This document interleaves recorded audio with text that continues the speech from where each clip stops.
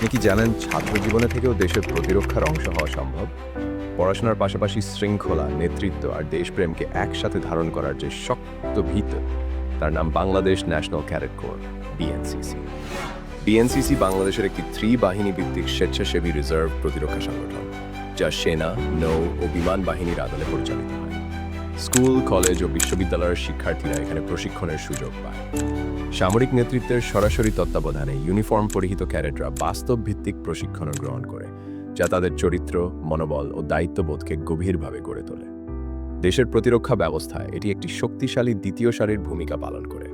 তবে বিএনসিসির লক্ষ্য শুধু সামরিক দক্ষতা অর্জন নয়, এর মূল উদ্দেশ্য হল তরুণদের মধ্যে শৃঙ্খলা, আত্মবিশ্বাস, নেতৃত্ব ও দেশপ্রেমের চেতনা জাগ্রত করা। জাতীয় দুর্যোগ, জরুরি পরিস্থিতি কিংবা সংকটময় মুহূর্তে বিএনসিসি ক্যাডেটরা সশস্ত্র বাহিনীর পাশে দাঁড়িয়ে মানুষের সেবা করে। একই সঙ্গে সমাজ ও সামরিক বাহিনীর মধ্যে আস্থার সেতুবন্ধন তৈরি করাও এই সংগঠনের একটি গুরুত্বপূর্ণ দায়িত্ব। ভবিষ্যতে সশস্ত্র বাহিনী বা সরকারি সেবায় ক্যারিয়ার করতে চাইলে বিএনসিসি অনেকের জন্য হয়ে ওঠে একটি দৃঢ় প্রস্তুতির মঞ্চ। ইতিহাসের প্রতিটি শক্তিশালী অধ্যায় গড়ে ওঠে কিছু নীরব প্রস্তুতির ভেতর দিয়ে। বাংলাদেশ ন্যাশনাল ক্যাডেট কোর, বিএনসিসির গল্প তেমনই এক দীর্ঘ প্রস্তুতির নাম, যেখানে শৃঙ্খলা, ত্যাগ আর দেশপ্রেম ধীরে ধীরে রূপ নিয়েছে জাতীয় শক্তিতে। প্রথম বিশ্বযুদ্ধের সময় 1917 সালে ব্রিটিশ শাসন আমলে যুদ্ধের তীব্র জনবল সংকট মোকাবিলায় শিক্ষিত তরুণদের সামরিক প্রশিক্ষণের আওতায় আনতে প্রণীত হয় ইন্ডিয়ান ডিফেন্স অ্যাক্ট। সেই সূত্র ধরে বিশ্ববিদ্যালয় শিক্ষার্থীদের নিয়ে গঠিত হয় ইউনিভার্সিটি কর্পাস। যুদ্ধ শেষে 1920 সালে এই উদ্যোগ আরও সংগঠিত রূপ পায় এবং এর নাম হয় ইউনিভার্সিটি ট্রেনিং কর্পাস। এখান থেকেই কাঠামোবদ্ধ সামরিক প্রশিক্ষণের ধারা সুদৃঢ় হতে থাকে। দ্বিতীয় বিশ্বযুদ্ধের উত্তাল সময়ে 1943 সালে এই সংগঠনটি নতুন পরিচয়ে আত্মপ্রকাশ করে ইউনিভার্সিটি অফিসার্স ট্রেনিং কর্পাস হিসেবে। তখনই ক্যাডেটরা পূর্ণ সামরিক পোশাক পরিধান শুরু করে, আর উপমহাদেশের স্থানীয় তরুণদের সামরিক প্রশিক্ষণে অংশগ্রহণ নতুন গতি পায়। সময়ের সঙ্গে সঙ্গে সংগঠনটি শক্তিশালী হয়। 1950 সালে একটি পূর্ণাঙ্গ ব্যাটালিয়নে উন্নীত হয়। তবে 1953 সালে তৎকালীন পাকিস্তান সরকারের কার্যক্রম বন্ধ করে দেয়। কিন্তু এই যাত্রা থেমে যায়।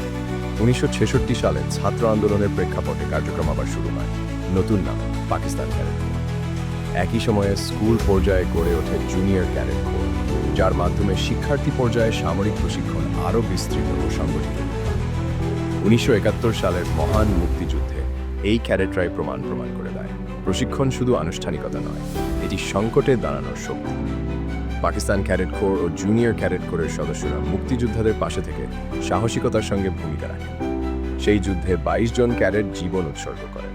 তার আত্মত্যাগ আজও বিএনসিসির ইতিহাসে গৌরবোজ্জ্বল এক স্মারক। স্বাধীনতার পর নতুন বাংলাদেশের বাস্তবতায় সংগঠনটির রূপান্তর ছিল সময়ের দাবি। পাকিস্তান ক্যাডেট কোর নামটি পরিবর্তিত হয়ে হয় বাংলাদেশ ক্যাডেট কোর।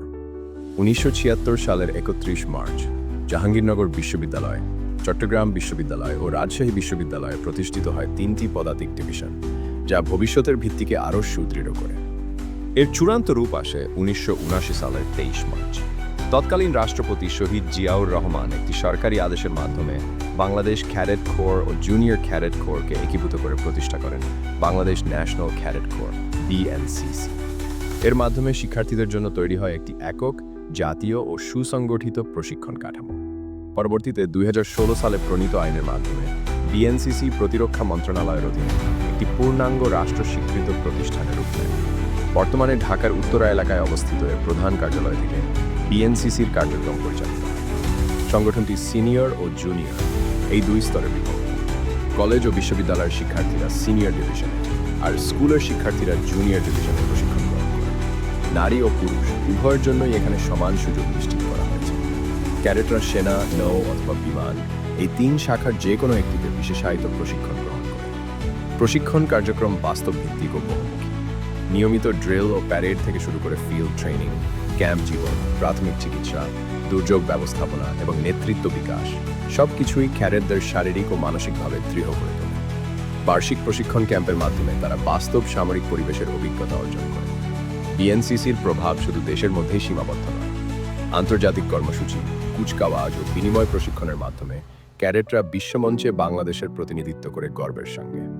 জাতীয় জীবনে বিএনসিসির অবদান বহুমাত্রিক। মুক্তিযুদ্ধের আত্মত্যাগ থেকে শুরু করে দুর্যোগ মোকাবিলা, সামাজিক সচেতনতা এবং জাতীয় দিবসের আনুষ্ঠানিকতায় এই সংগঠনের উপস্থিতি দৃঢ় ও নির্ভরযোগ্য। বিএনসিসি তরুণদের শুধু প্রশিক্ষিত ক্যাডেট হিসেবে নয়, বরং সচেতন, দায়িত্বশীল ও দেশপ্রেমিক নাগরিক হিসেবে গড়ে তোলে।